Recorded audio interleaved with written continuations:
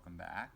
So over the next few weeks, we're going to talk a lot about kind of specific vegetables that we're planting in the home garden. And the first one I want to talk about is radishes. And radishes are sort of one of my favorite things for planting in the spring. This is the perfect time for radishes. And I also love radishes because really they grow best from seeds. And a lot of people are scared of planting seeds, very used to being able to buy nursery starts at one of the local nurseries and just kind of stick that plant in the ground. But growing things from seed is an incredible joy, and it's one of my favorite things. And radishes are kind of one of the perfect starter seeds.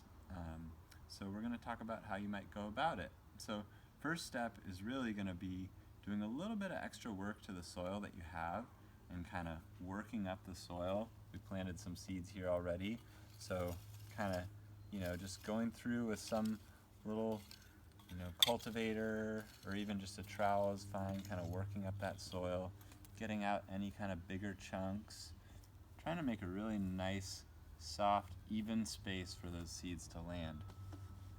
The next thing you're going to want to do is make a trench, or what we'd call a furrow, and the kind of depth of that trench or furrow is really going to depend on the size of the seed. So bigger seeds are planted more deeply, smaller seeds more shallowly.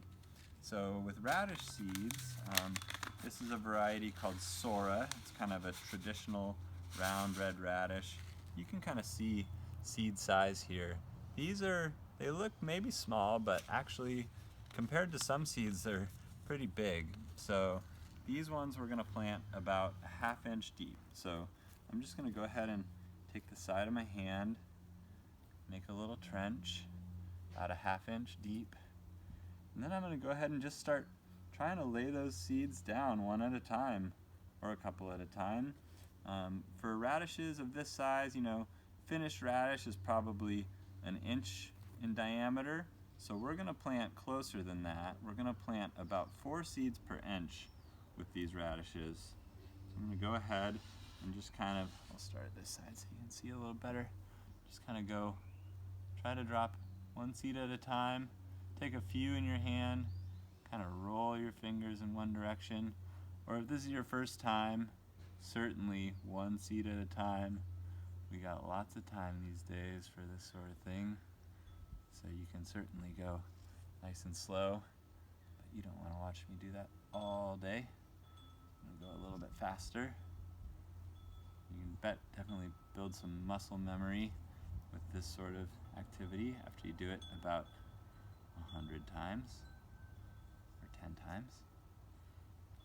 And just finish out that row.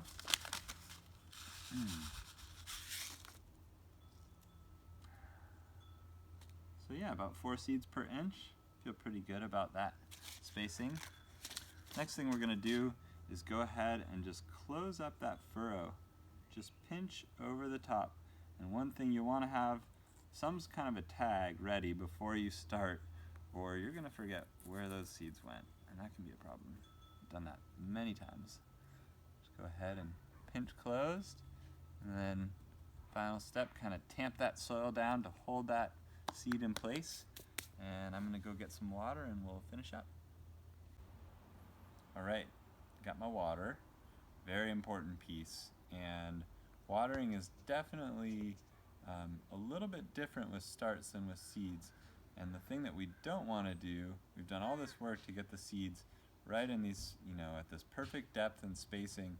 And if we come through with a hose or some really strong watering method, we're gonna just blast all those seeds out and we're gonna get really bad germination and probably won't get very good sprouting. So it's nice to have a watering can or a hose attachment with a really gentle kind of shower setting. But I'm partial to the watering can. And we're just gonna go ahead and do really light watering, kind of going back and forth. What I don't wanna do is just kind of leave it and puddle, because that's when you're gonna get seeds kind of floating around, moving back and forth. And really just kind of letting it soak in, and then I like to come back one more time this first watering is so important with seeds and helping them really absorb that first moisture, which is going to cause them to go through that kind of sprouting process. If they get a little bit of water and then the soil dries out, they're going to have a little kind of false start and you're going to have really poor germination. So now that I've watered my seeds, this time of year, every few days, good to go back. Usually the rain is doing all that we need, but if you see that soil surface really starting to dry out like this, you're going to want to come back through and give them a little moisture. And with the temperatures we're having this week, if you go ahead and get those radishes planted, I would bet that you'll see those sprouts come as soon as 4 to 5 days later. And and then we'll kind of talk about what to do once they're up when they get there. Okay, so we just planted some radishes, but I actually planted some radishes about 2 weeks ago, and so rather than waiting for our radishes to sprout, we're going to cheat a little bit, and you can see what your little radish planting might look like in just a couple of weeks. So this is that same variety, Sora, and we got really nice germination. Even through all that cold, wet weather, they came right up. And now that they've kind of developed that root system and they've sprouted, we're through a lot of the hard part. They're very strong plants. They're deep rooted now. They can get water deep down in the soil. But what we definitely want to make a point to do is what's called thinning, and that is coming back through. We intentionally planted more seeds than we ultimately wanted to have here because we knew that some wouldn't germinate and we'd have little spots where there's gaps. But if we were to just leave these as they are and let them grow, then they'd probably only get, maybe half of their potential size. So we're going to actually come back through and thin back to the spacing that we want. Now this radish, maybe at maturity is 1 inch across, 1.5 inches. So I'm going to thin back to almost that close. So what I'm going to do is actually come in and take out some of the plants that are crowding each other. So I'm going to leave this one, leave this one, leave this one, maybe take this one out. I'm going to leave about like a thumb spacing, so not quite 1 inch. Come through, take that one, leave that one, take that one, and so on, all the way across. And eventually, you're going to have a nice, even stand of radishes with kind of the ideal spacing.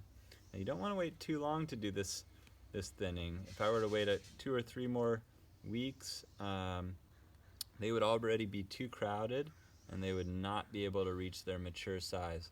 So this is kind of the perfect size when they've got 2 leaves. These are called the cotyledon leaves. When those cotyledons are up, but they haven't started developing their true leaves, perfect time to go through. And then actually what you end up with after this thinning process, is beautiful little microgreens. And these are perfect little addition to a salad. The restaurants are buying these in mass when restaurants are open. So yeah, that's kind of the last step, and now it's just about kind of regular watering, and you're going to know these radishes are ready because they're going to actually push themselves up out of the ground, and you're going to see these beautiful round red kind of inch wide roots, and they're super succulent and even a little bit sweet in the spring, and you're going to love them.